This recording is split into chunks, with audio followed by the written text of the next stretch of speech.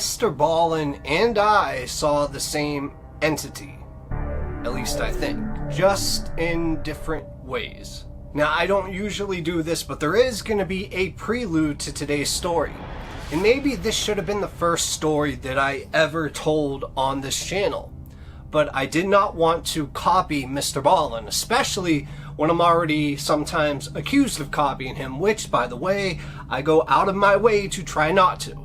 But there are implementations I'm making to this channel now. And the most important one that you need to know is about this, and it's called the game called Mr. Ballin. Now, it was a great thing he started, and it will be in honor of him. You see, he just did a lot of genius things, and he basically wrote the blueprint for people that want to tell stories on the internet. I'm just following the blueprint from him and from his inspiration. So is it fair to say that he inspired me? 100%.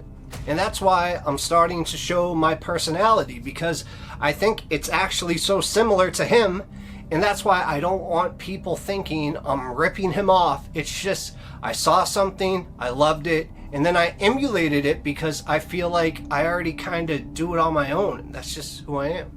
But when it comes to the new Find Mr. Ballin thing, then we're going to be putting in every story.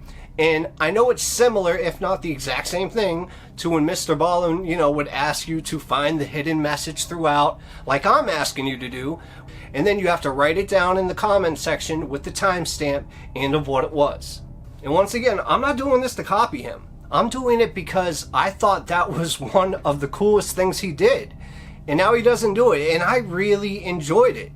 And I enjoyed looking for that little like button or Jason mask every episode, and now I hope you all can enjoy it on this channel. Plus, I'm actually going to add on to this situation by putting everybody's name who gets it correct in a drawing that will be drawn every 6 months like a lottery. So if you are the person that finds the clue and 6 months go by and maybe that's 50 or 100 stories, then you by proxy have a 1 to 2% chance of winning from the giveaway. And at first I will give away what I can, but I want this channel to get big so I can do huge giveaways. Now, I have watched every single one of Mr. Ballin's videos, and they are something I truly enjoy. And when he went to only doing one story a week, when he started that a few months ago, that's where I came into town. Now, I didn't really click with anybody else that was telling stories, so I decided to make my own.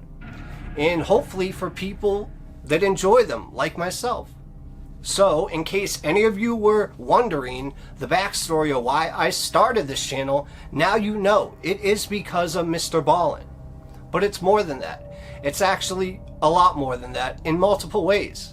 And believe it or not, I do hope this channel blows up. But not so I can just make a lot of money. I mean, yeah, that'd be cool. But I honestly want to make a change in this world. And with resources, I can start my own charity, which I've always wanted to do as well. And at the end of the day, I'm here to entertain. But also, when it comes to, the missing people and stuff like that, if we ever created a big enough community where we were able to just solve one missing person case, this would all be worth it. Now, I will also be straightforward with you. I think this channel can get big, but not because I think I'm special. I mean, I am never going to try to go for the #1 storytelling spot, because that spot belongs to Mr. Ballin. My goal, believe it or not, is to become #2. Now, I know that might seem like a silly goal, but for me, it would mean the world to me to become #2. And like I said, I don't want to become #1, nor do I think I could. I mean, why would I want to be better than my favorite storyteller? Do you get it? Lastly, the theory behind telling stories like this is, like I said, I know I will never be on Mr. Ballin's level, and I don't deserve to be. But let's say I'm half as good as him, or even 10% as good as him. Well, if I'm half as good as him, that's close to 4 million subscribers. And if I'm only 10% as good as him, that's still almost 1 million subscribers. And I don't know how you feel, but honestly, I think I'm about 20% as good as Mr. Ballin. So now that you know the math behind my hopes of this channel blowing up, I mean, For a minute there, I let you slip into my mind. And I hope you understand me better now. And that we as a community can grow and honestly become friends. And I appreciate you all. And I will treat every single one of you with respect. Now, for those of you that are still sticking around, thank you so much. Because I bet you're wondering, what's this story and what's this title about? Well, Mr. Ballen's first story was not only a great story, but for me, it was a relatable story, just in a little different way. Now, if you have not watched Mr. Ballen's first story, I urge you to go watch it right now, and then come back to this. I mean, it's this fantastic story about him going skiing or snowboarding with his friends up in the mountains in a cabin. And in that cabin, that's when, well, I don't want to ruin it for you, but I will just say that he does see an entity that kind of falls through the floor and falls through a bed, and it's this dark, shadowy figure. That's all I'm going to say. I don't want to spoil it for you. And why that resonated so well with me is because almost the exact same thing has happened, but in a different circumstance. And that is what today's story is about. So if you haven't got your popcorn out already, grab it now, because this is going to be good. And as of now, it's time to slip into my mind. I hope you're ready. Okay, so I want you to find Mr. Ballen in this story. And just to let you know, this video is sponsored by the like button, so please show your support by offering it a 4-course meal. And then when you bring out the plate, it's a half-eaten banana with a sticker on it that says, "Please enjoy."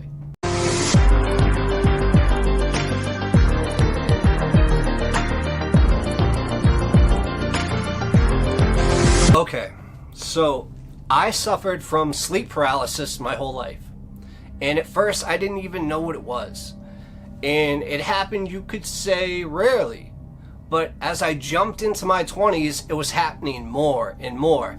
And that's when I figured out what it was. And believe me, it is horrible. If any of you are going through this, I am so sorry. I wouldn't wish this on my worst enemy.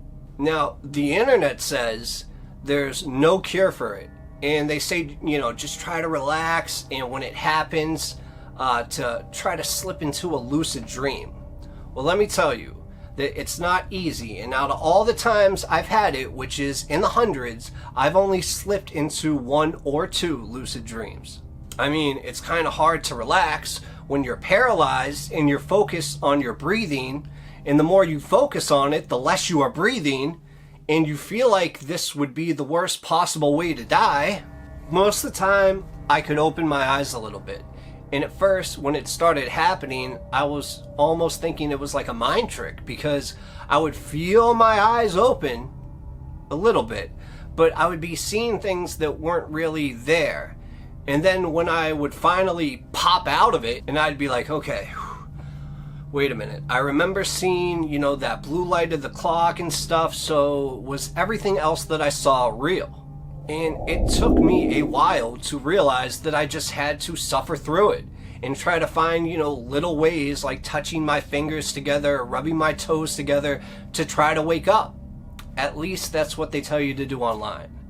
And sometimes it worked, but most of the time it didn't. But about 3 years ago, I had this stint, you could say, for 6 months where I got sleep paralysis every night. And you guessed it, it was the worst 6 months of my life.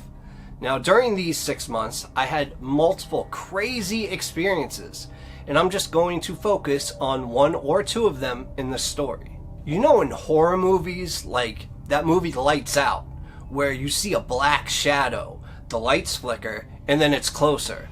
The lights flicker again, and it's even closer, and closer, and closer. Well, that's what happened to me, and it was absolutely terrifying. Okay, so it was a typical night where I expected the sleep paralysis to happen, and I absolutely did dread it, but I was about 3 months into this every night sleep paralysis time, so I was just hoping that it wouldn't last long tonight. Or maybe I would get a reprieve and it wouldn't happen at all that night. but it ended up being one of the worst nights ever. Okay, so I fall asleep, and that's when I wake up about an hour and a half later. And that's when it happens that my eyes start to open and I realize I am absolutely paralyzed, can't even move a finger, I can barely breathe, and it literally feels like there's a 50-pound weight on my chest. And now, even though I love the paranormal, in these situations, I would always try to just focus my eyes to the clock, and that's what I did. I saw this little blue light of the clock, and I would try to make out what time it was, and from there, I just kept telling myself, wake up, wake up, wake up. And this was a long one. I could tell sometimes they lasted 30 seconds, which felt like minutes. Other times they lasted minutes, which felt like hours. And very rarely they lasted what I thought at least to be about 30 minutes to an hour. And that felt like days. So, like I was saying, this was a rare longer one where regardless of what I was thinking and saying in my head, I just couldn't snap out of it and I couldn't move. And that's when it got harder and harder to breathe, like it usually did. But this time, I did something that I never usually did, and that was I looked to the left. Now, I've heard of people seeing things in sleep paralysis, whether it be, ghosts or alien abductions and a bunch of other stuff as well. And what I saw was almost exactly what I thought I would see at that moment, which is really weird. It was a black, evil-looking shadow that resembled a human being.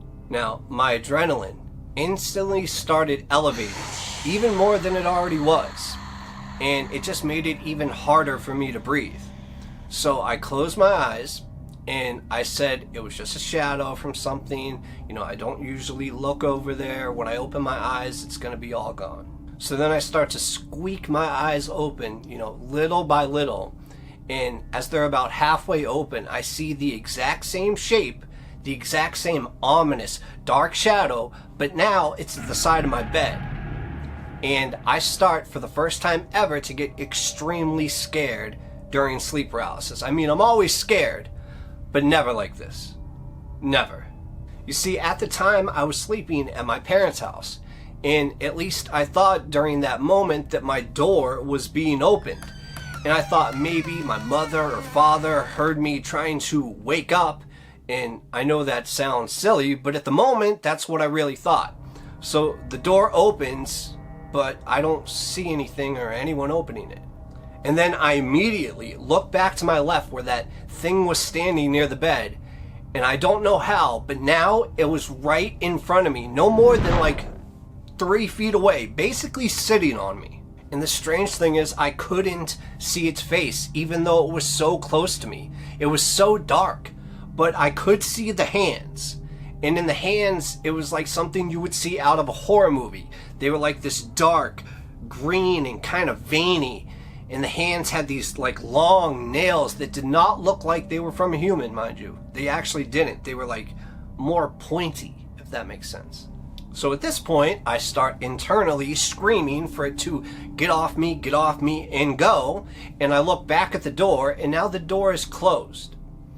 And in my head, I'm like, is all of this just me imagining this? I really didn't know what to think. So as this thing is on top of me, and its hand starts to reach towards my face, my heart just starts pounding and pounding and pounding. And I'm telling myself more than I've ever told myself before, wake up. You gotta wake up now. And I closed my eyes and didn't open them again until I actually did pop up from bed a couple seconds later, finally able to move. Now, nothing was in front of me or behind me or in the corners, and the door was still closed. So I started, moving my legs around, and I took a drink of water, and I was so tired, as I usually was when I woke up from sleep paralysis, but this time I did not want to risk going back to sleep. So, do I know exactly what it was? No. But I do know one thing. It wasn't the last time that I saw it. Okay, starting to get the chills, but This was my second time, and maybe the more extreme time that I saw this entity.